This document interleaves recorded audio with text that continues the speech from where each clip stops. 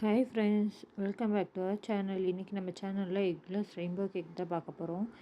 இந்த ரெசிபிக்கான பேட்டர் வந்து நான் ஆல்ரெடி நம்ம சேனலில் அப்லோட் பண்ணியிருக்கேன், எக்லெஸ் ஸ்பாஞ்ச் கேக்குன்னு சொல்லிட்டு. அதை செக் அவுட் பண்ணி பாருங்கள். அந்த பேட்டரை வந்து நான் 7 வந்து ஸ்ப்ளிட் பண்ணிட்டேன். ஸ்ப்ளிட் பண்ணிட்டு 7 கலர்ஸ் ஆட் பண்ணி அந்த கலர்ஸ்க்கான ஃப்ளேவர்ஸும் நான் ஆட் பண்ணி ஒரு 10 மினிட்ஸ் பேக் பண்ணி எடுத்துக்கிட்டேன். 7 இன்ச் ட்ரேயில் பேக் பண்ணி எடுத்துகிட்டு கேக் செய்ய ஸ்டார்ட் பண்ணியாச்சு. இப்போது நம்ம பார்த்திங்கன்னா எப்படி பண்ண போகிறோன்னா, ஆக்சுவலாக ரெயின்போ கலர்ஸ் தானே. ஸோ ரெயின்போ கலர்ஸ் எப்படி இருக்குமோ அதேமாரி ஸ்டாக் பண்ணி நம்ம எடுக்க போகிறோம் கேக்கை. அதுக்கு ஃபஸ்ட்டு நம்ம விப் பண்ணி எடுத்துக்கலாம் க்ரீமை.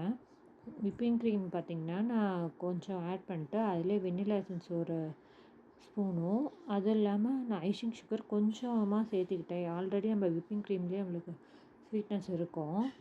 ஸோ உங்கள் ஸ்வீட்னஸ் தகுந்த மாதிரி நீங்கள் ஆட் பண்ணிக்கோங்க. இது ஆக்சுவலாக பார்த்திங்கன்னா நம்ம வீட்டுக்கு தான் செஞ்சிருந்தது. ஸோ நம்ம இது கொஞ்சம் சிம்பிளாகவும் நம்மளுக்கு யோசித்த மாதிரியும் நம்ம ஒரு டிசைன் கொண்டு வரலான்னு சொல்லிட்டு நம்ம ரெடி பண்ணது தான்.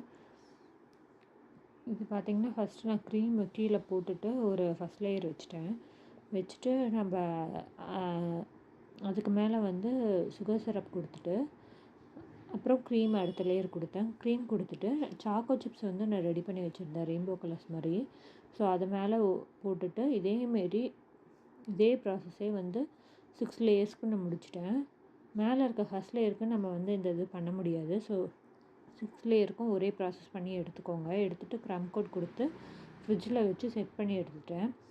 அடுத்தது ஒரு 1/2 hour கழித்து எடுத்து மெயின் கோட்டை கொடுத்துக்கிட்டேன். மெயின் கோட்டை கொடுத்து இது வந்து பார்த்திங்கன்னா ஆஃப் பர்த்டேக்கு நான் ரெடி பண்ணலான்னு நினச்சேன் கேக்கு. ஸோ ஒரு கேக்கை வந்து 2ஆக ஆஃபாக ஸ்ப்ளிட் பண்ணி எடுத்துகிட்டு கடைசியாக இந்த மாதிரி தான் நான் செஞ்சு எடுத்திருந்தேன்.